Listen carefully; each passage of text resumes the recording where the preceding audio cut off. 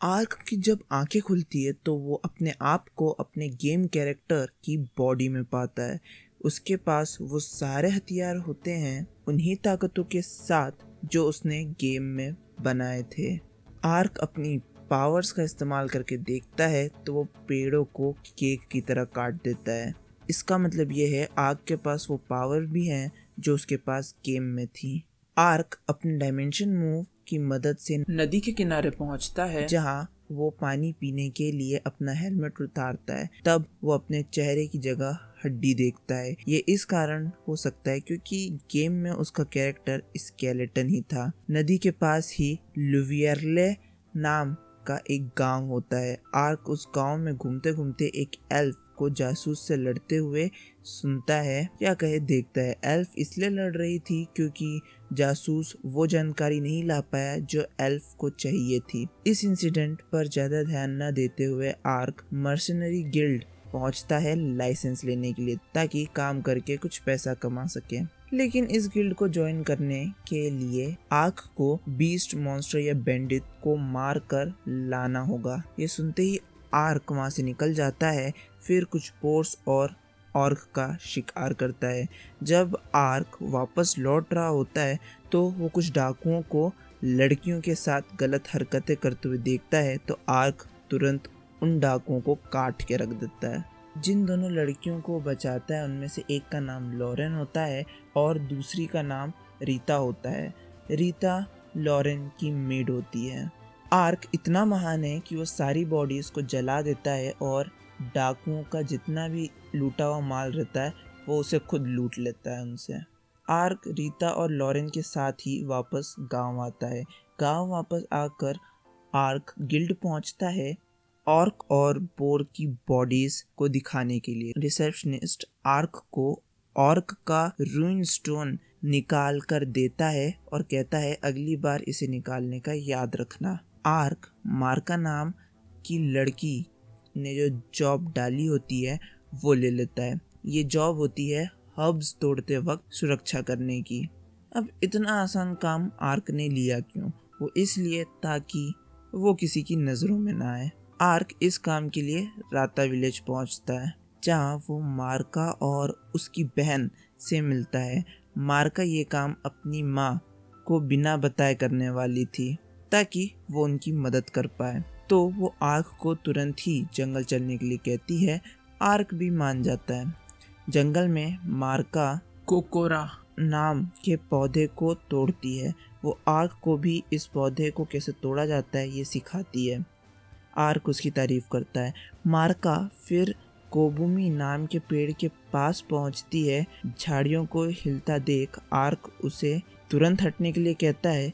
फिर उन झाड़ियों को देखता है। वहां पर एक घायल कई पूंछ वाला कित्सुने होता है। आर्क इसे हील कर देता है।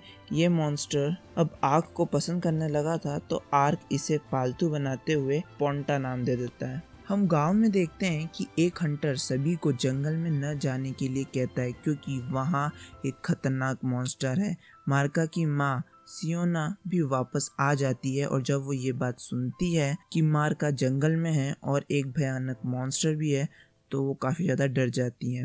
यहाँ जंगल में जिस मॉन्स्टर की बात हो रही थी वो मार्का के सामने आ जाता है।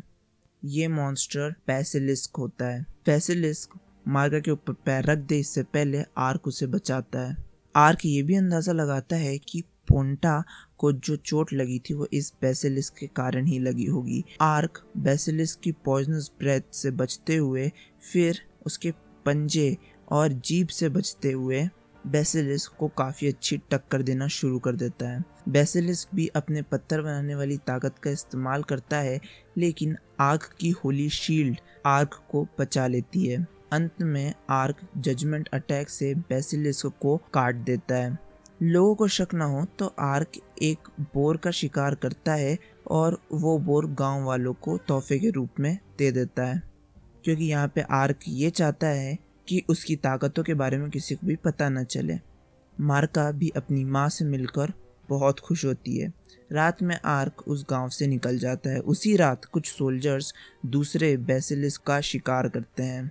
एक सैनिक अपने लीडर को नुकसान के बारे में बताता है और ये भी बताता है कि उन्हें एक दूसरा बेसिलिस्क भी मिला है जिसको एक ही वार में मारा गया है।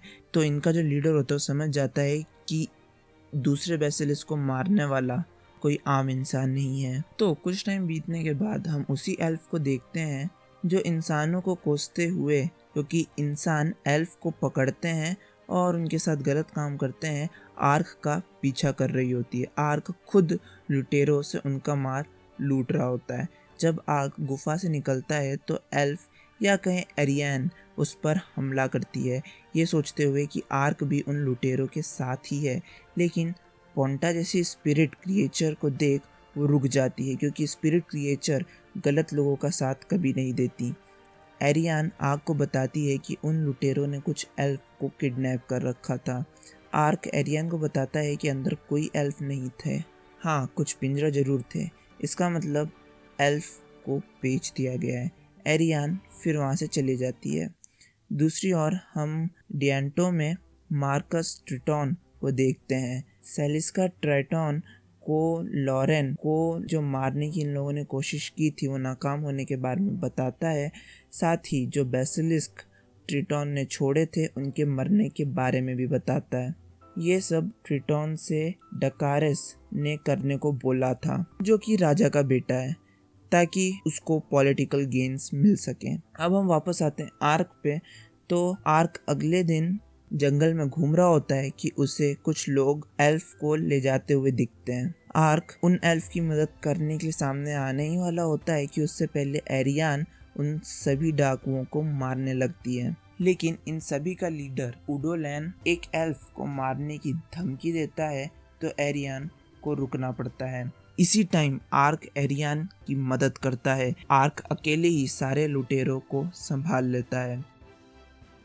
लुटेरों से निपटने के बाद आर्क उस लड़की को भी हील करता है जिसको चोट लगी थी। एरियन कुछ एल्व्स को बुलाती है जो सभी लड़कियों को वहां से ले जाते हैं। एरियन को खबर मिलती है कि ये सब डिएंटो से किया जा रहा है और वहां पे भी कुछ एल्व्स को पकड़कर रखा गया है। इस बार एरियन आर्क को साथ ले चलने के लिए तैयार हो जाती है। ये दोनों डिएंटो पहुंचते हैं जहां आर्क डांका से मिलता है। डांका इन्हें वो जगह बताता है जहां पे एल्व्स हैं और ये फैसला करते हैं कि ये वहां रात में हमला करेंगे। जब ये उस बिल्डिंग में घुसते हैं तो ये पाते हैं कि कई सारे लुटेरों को कोई पहले ही मार चुका है। तो ये तीनों अलग अलग होकर ढूंढना शुरू करते हैं। आर्क जब एक कमरे में जाता है तो उसका सामना एक निंजा से हो जाता है, लेकिन पोंटा को आर्क के साथ देख निंजा रुक जाती है और आर्क को जितने भी एल्व्स के कॉन्ट्रैक्ट होते हैं वो दे देती है और ये बताते हुए वहाँ से चले जाती है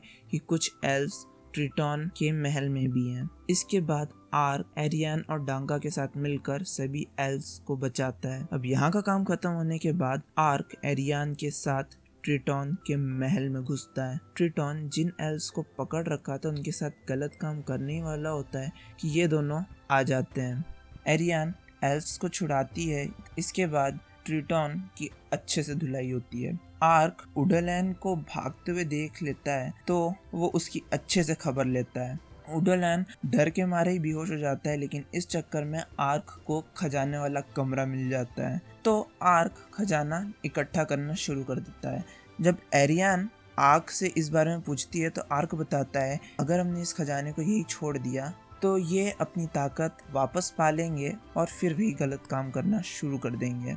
तो अब एरियन भी आर्क की खजाना लूटने में मदद करती है। इसके बाद जैसे ही बाहर आते हैं भयंकर धमाका होता है और पूरा का पूरा महल गिर जाता है। अब आर्क ने इतनी मदद की तो एरियन उसे अपने साथ एल्व्स के देश चलने के लिए कहती है।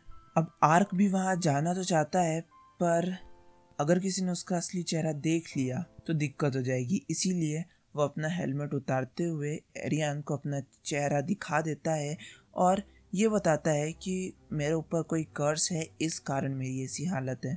एरियन उसे कहती है कि मुझे इससे कोई प्रॉब्लम नहीं है और तुम मेरे साथ चल सकते हो, कोई भी एल्फ तुम्हें कुछ नहीं करेगा। अब ये जो एल्फ की तस्करी चल रही थी इसकी खबर राजा तक पहुंच जाती है। तो हम देखते हैं कि ओलाव में यहाँ का राजा कैरलॉन अपने बच्चों जिसमें सैक, डकारेस और यूनिना शामिल थे उनके साथ इसी बारे में चर्चा करता है। डकारेस इन सबको सिर्फ अफवाह बताता है, पर सेक्ट उससे ये पूछता है कि वो ट्रिटोन को क्यों बचा रहा है। ये जो बात है, इस कारण एल्फ और इंसानों में लड़ाई हो सकती है। कैरलॉन इस बात को ध्यान में रखते हुए यूरिना को जांच करने के लिए और साथ ही एल्फ से मुलाकात करने की तैयारी करने को कहता है। और वापस आर्क पे आते हैं तो आर्क एरियन के साथ ललाटोया पहुंचता है। पहले एरियन अंदर जाती है, आर्क बाहर इंतजार करता है, फिर एरियन आकर आर्क को भी अंदर अपने साथ ले जाती है। आर्क यहाँ के एल्डर से मिलता है जो कि एरियन के पिता ही होते हैं, साथ ही एरियन की माँ से भी मिलता है। अगले दिन ललाटोया में सभी एल्डर्स जो कुछ हो रहा था उस बारे में चर्चा करते हैं। अंत में ये फैसला लेते हैं कि ये इंतज़ार करेंगे और देखेंगे कि रोडेन किंगडम आखिर में करता क्या है। जब एरियन अपने पिता डिलन के साथ बाहर आती है तो डिलन एरियन को उसकी बहन इविन की शादी के बारे में बताता है, जिस बारे में सुनकर एरियन हक्का बक्का रह जाती है। इस बीच आर्क ग्लेनिस के साथ ट्रेनिंग करने के बाद गर्म पानी में नहाने के मज़े ले रहा था। दिक्कत तब हो जाती है कि जब एरियन भी नहाने पहुंच जाती है तो आर्क को वहां देख एरियन धूम धड़ाका कर देती है। डिलन आर्क से मिलता है और जो फैसला लिया गया है वो बताता है, साथ ही आर्क को ये काम भी देता है कि कॉन्ट्रैक्ट में जिन लोगों के नाम है वो उन सब को मार दे और बचे हुए एल्फ को भी बचा कर लाए। और बदले में डिलन मैजिक स्प्रिंग के बारे में बताता है जो सारे श्रापों से मुक्ति दिला सकती है। लेकिन दिक्कत यह है कि उसी के पास एक ड्रैगन लॉर्ड का भी घर है और वहाँ पर कई सारी एनिमल स्पिरिट्स भी घूमती रहती है, तो वहाँ तक पहुँचने के लिए एल्फ्स की मदद लगेगी। आर्क इस बात के लिए तुरंत मान जाता है। रात में बिस्तर पर आर्क यही सोच रहा होता है कि क्या सही में ये कोई श्राप का ही असर है, क्योंकि आर्क ने तो झूठ बोला था कि ये सब श्राप के कारण है।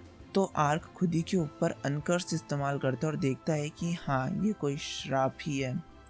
अब आगे क्या होगा ये तो अगली वीडियो में पता चलेगा। इस वीडियो के लिए बस इतना ही। Thanks for watching.